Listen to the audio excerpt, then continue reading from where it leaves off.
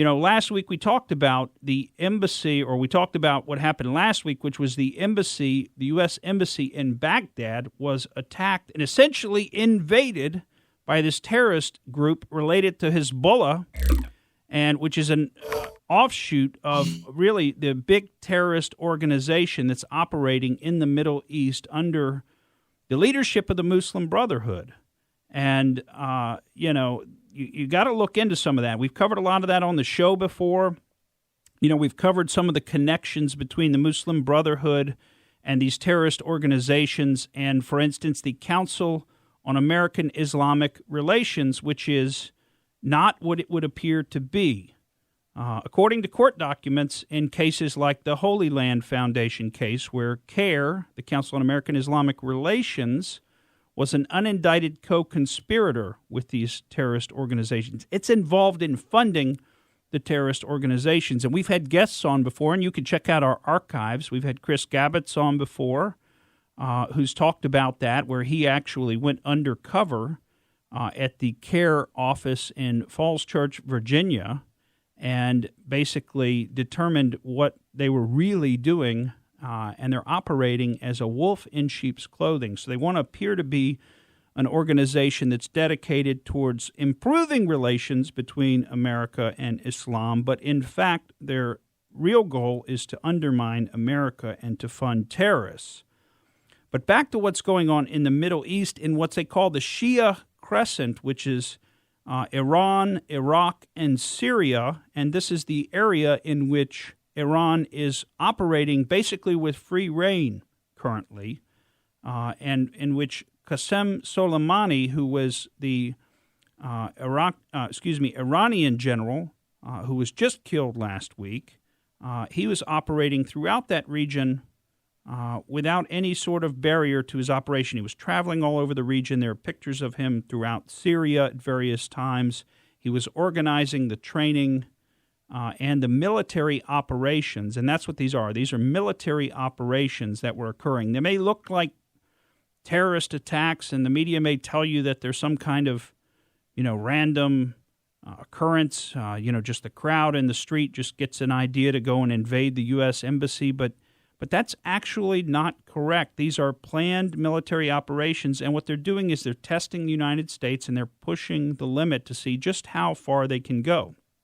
You remember the Iranians just last year shot down one of our drones that they said had invaded their airspace. And, of course, at that time, President Trump didn't take any military action in response. And, it makes a lot of sense because they just destroyed some materiel, some military weaponry. Now, it's very expensive military weaponry, but they didn't kill anybody. And I think President Trump's position was that, we can give up some materiel. We can expect to lose some in operation. So while he told them basically don't do it again and we're not happy with what you've done, he didn't create a military situation. He didn't do a military strike to follow on to that. And then, of course, you saw the Iranians start to seize some oil tankers. And again, they were not punished militarily for that action. In other words, we didn't go to war with them. But what happened to the embassy was a clear escalation of what's been going on in the region, and that is the invasion of American territory and the violation of American sovereignty at the embassy. There were also Americans who were killed. Specifically, I think there was a contractor who was killed. And following that, and let me just say, isn't it interesting when you juxtapose the response to what happened to the embassy in Baghdad with the U.S. response to what happened to the Libyan embassy in Benghazi? If you remember, in Benghazi, they were calling for help. The folks in the embassy were calling for help, and no help was ever sent. I think Hillary Clinton was just sleeping through the situation and frankly, obviously didn't care. And as she would go on to say in congressional testimony later, at this point, what does it matter, right? I mean, these people are dead. Well, it's a big deal. You didn't do your job. You didn't send in the military. You didn't protect U.S. citizens abroad when you could have at least tried. I mean, if you tried and failed, that's one thing, but to not even try at all is really shocking. But now we have, look at how President Trump responds, and it's totally differently. He immediately sends over these rapid reaction forces. He sent over about 1,000 troops right away, as fast as we could get them there. He sent the Apache helicopters, which were, shooting off flares to try and disperse the crowd, essentially, and let the crowd know who was invading the embassy. And again, this is not a spontaneous demonstration. This was a planned military action by the Iranians using their proxies in Iraq. And the action is to try and push the envelope and see what's the U.S. going to do. Are we still dealing with Barack Hussein Obama, who's going to, tell us everything's okay, do whatever you want to do, essentially? In fact, we'll send you some money. We want to be your friends, and so we'll put up with whatever you want to do to us, including being involved in the Benghazi embassy invasion. We'll put up with whatever you want to do to us, because we want to be your friends. That was the message of the Obama administration. And the Iranians wanted to test and find out, okay, what's going to happen now? We've tested President Trump's administration a couple of times, and frankly, nothing's happened. How much further can we push this envelope? Well, last week, I think they found out exactly how much further they can push the envelope. So right after the embassy was invaded, President Trump took decisive action. And then as he's prone to do, he went to Twitter.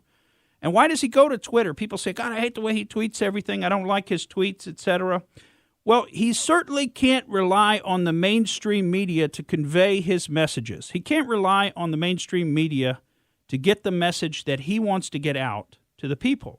So he has to go to Twitter because that's his only means of talking to the people and telling them what's really going on. And I want to read to you his tweet because this preceded the assassination that then took place later. And the tweet says, the U.S. Embassy in Iraq is and has been for hours safe. Many of our great warfighters, together with the most lethal military equipment in the world, was immediately rushed to the site. Thank you to the President and Prime Minister of Iraq for their rapid response upon request. Iran will be held fully responsible for lives lost or damage incurred at any of our facilities. They will pay a very big price. This is not a warning, it's a threat. Happy New Year. Well, it wasn't too long after those tweets that we got to find out exactly how happy of a new year it was going to be for Iran's military, because on January 2nd, the supreme military commander in Iran, a man named Qasem Soleimani, was assassinated. Now, you would think, okay, well, he's assassinated somewhere in Iran, right? Because he should be in Iran. He's an Iranian general, right? No, he was assassinated in Baghdad, Iraq. Why? Because he was over there in Baghdad conducting and leading these military operations, of which the attack on the embassy was one. And apparently they had further attacks planned. And they were going to use their terrorist proxies so that they've got what's called plausible deniability to say, oh, we didn't have anything to do with this. It's just our general running around, planning everything, funding everything, providing the weaponry.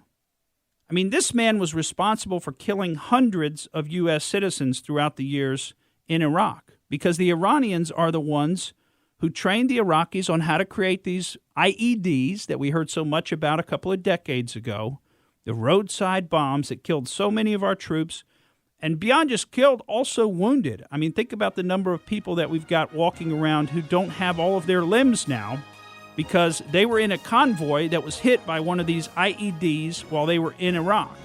Thank you for listening to the Morgan Streetman Show. We hope you enjoyed what you heard, and if you did, please click like and subscribe to help us out. And remember that we recommend that you exercise your brain at least once a week.